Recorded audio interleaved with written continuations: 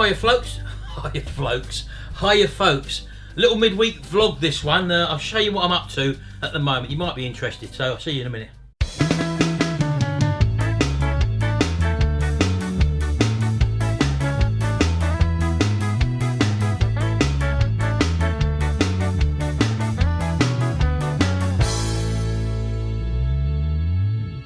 Right, well I've been buying some more stuff again now, and as you know on my Retrohax channel, the restoration videos on that have really taken off at the moment, but as I say, still no monetisation via YouTube, and I still haven't heard anything, even though I'm well over the quota for the hours now. It's 4,000 threshold, 4,000 hours in a year threshold, and I'm up to about 43,000 hours now, so I don't know what's going on there, can't get through to them, I've just got to leave it. Anyway, cut a long story short, I'm still continuing to upload to that channel, and I've bought a couple of more little projects that I'm going to be working on that.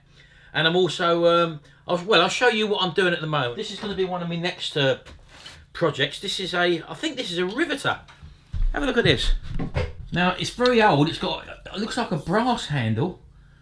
I mean, you wouldn't get things made like this nowadays. It's an old brass handle. And it says on there, you probably can't see that, Aircraft Materials, Crank Plier 500, whatever that is. So, that's what I've got there.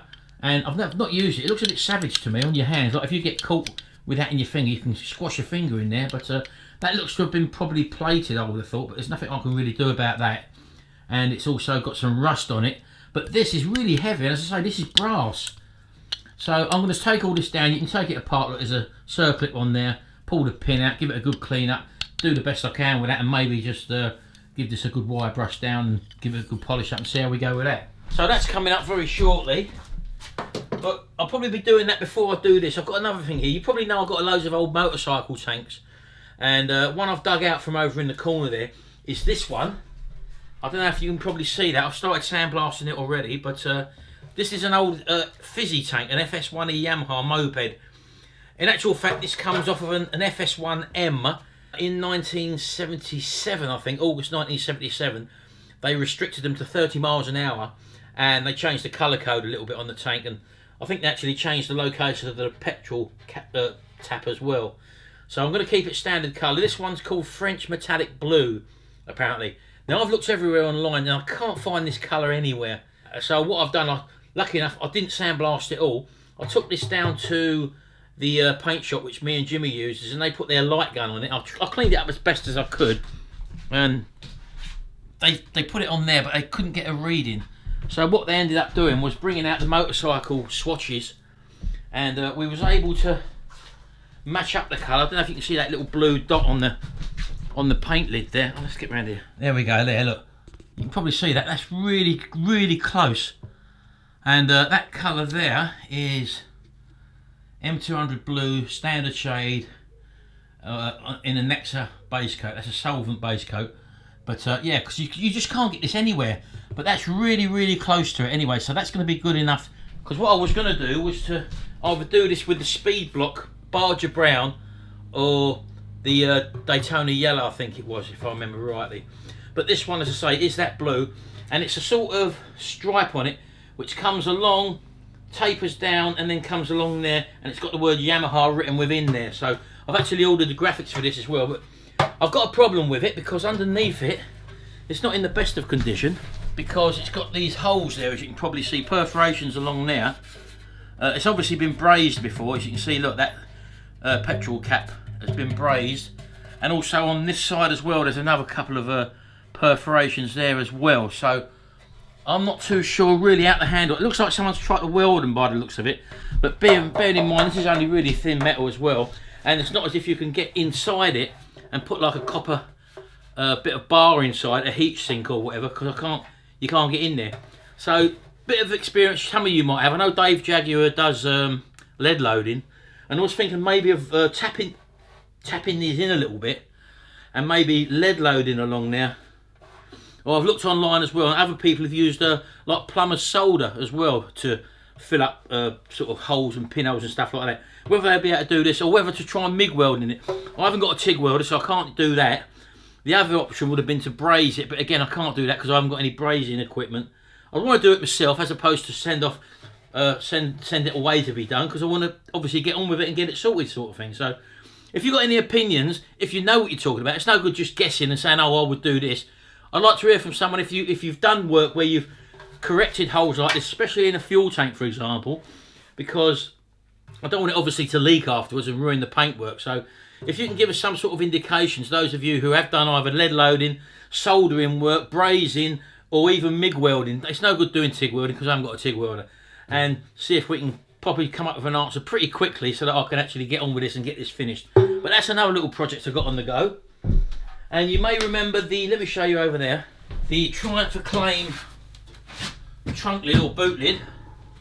And this has been waiting for me to get some work done on it for a long time now.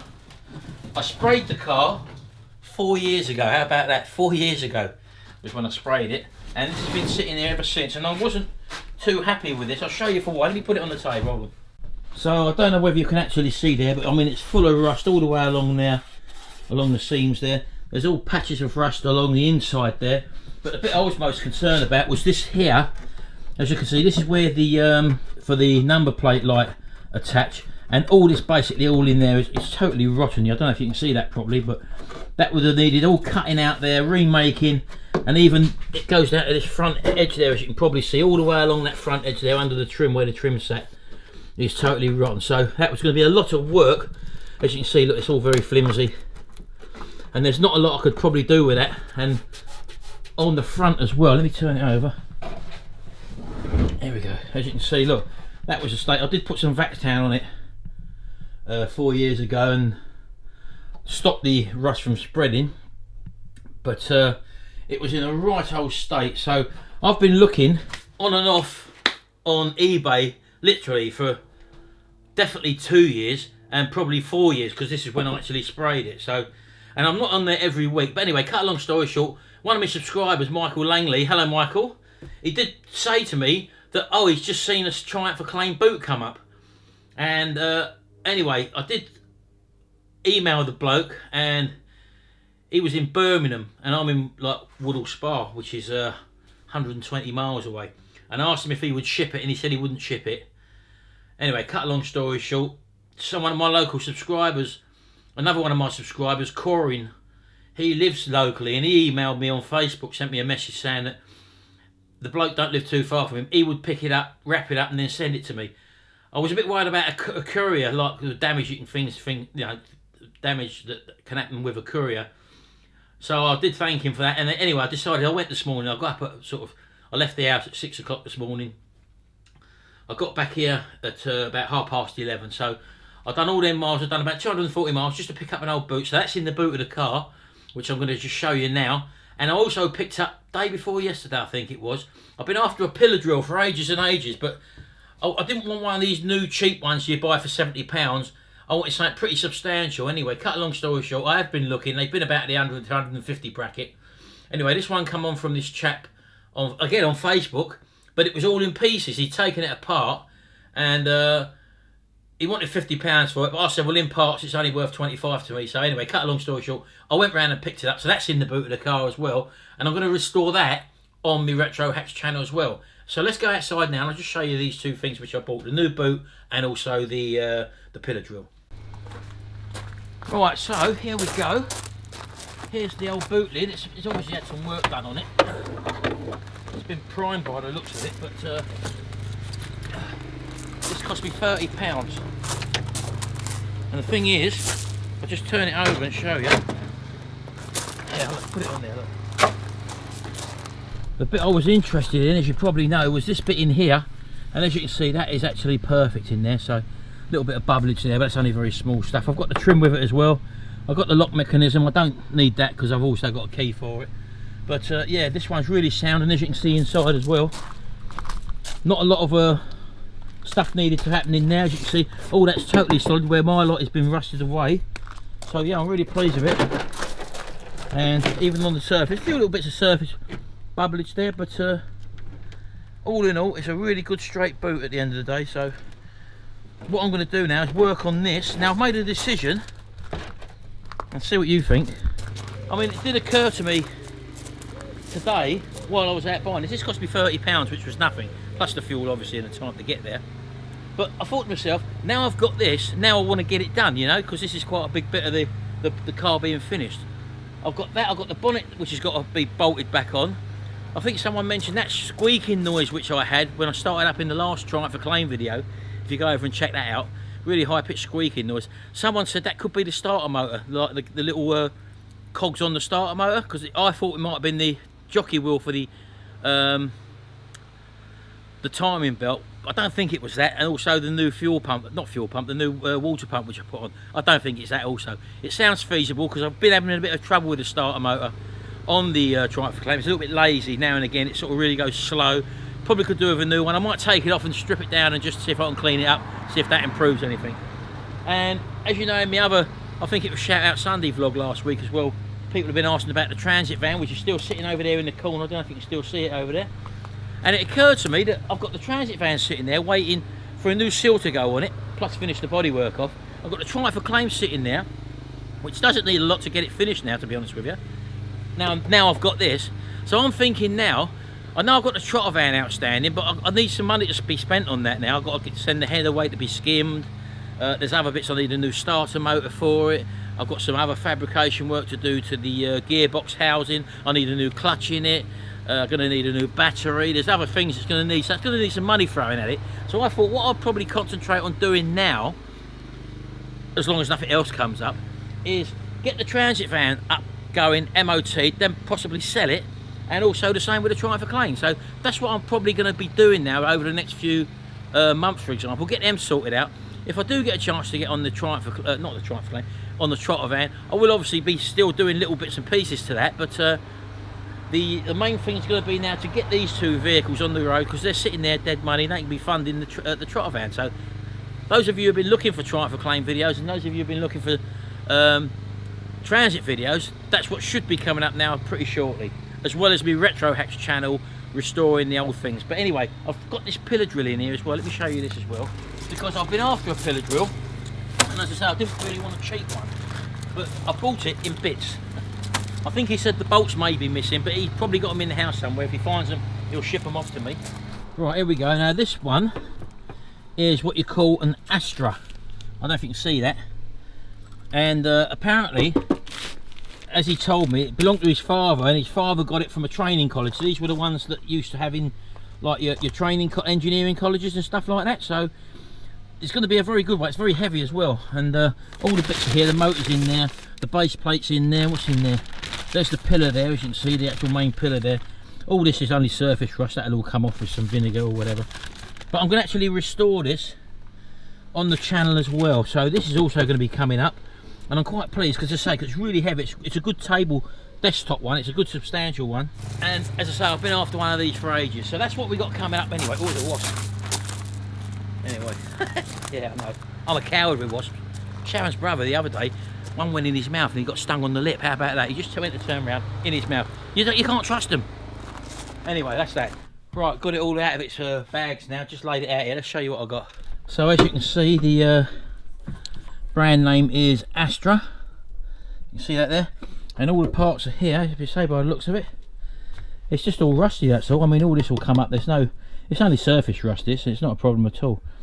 It's dual speed, and it's got a Brooklyn Crompton Parkinson motor in it. And that is as sweet as a nut. There's no grind in there, nothing. So I know the bearings are going to be good in that. I haven't got a chuck key for it, but again, I'd like to change that initially for one of those sort of keyless chucks maybe. So that's something I might look in the future. But the chuck's in good condition, to be honest with you. So that will come up with a good clean. So that's not a problem.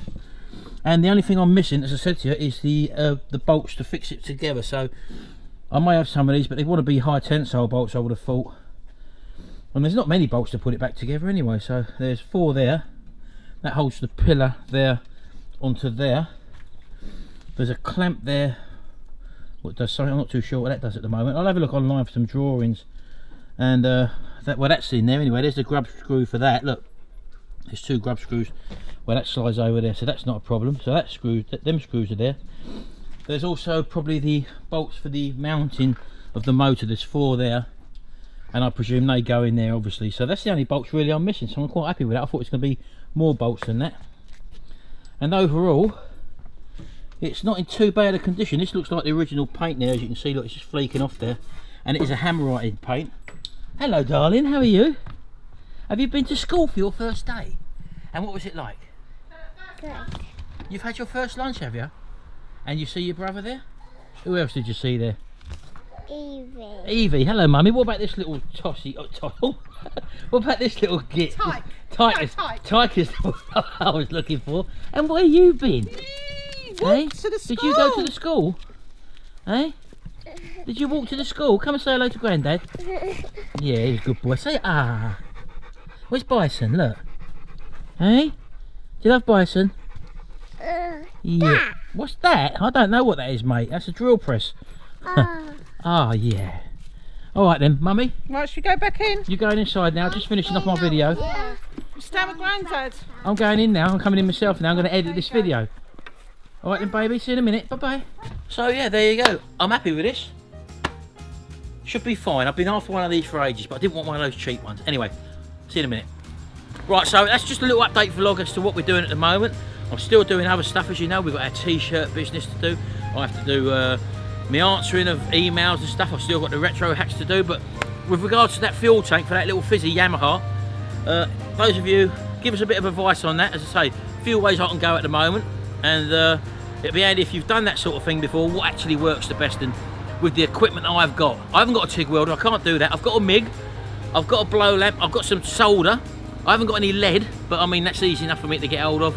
And what's probably the best way for me to go about that, to at least seal that tank up. Then I can fill over the top of it with a slight skim of filler, and then we can start doing the finishing touches to it. Anyway, hope you've enjoyed this little quick one. I'll see you in the next video, and until then, bye for now.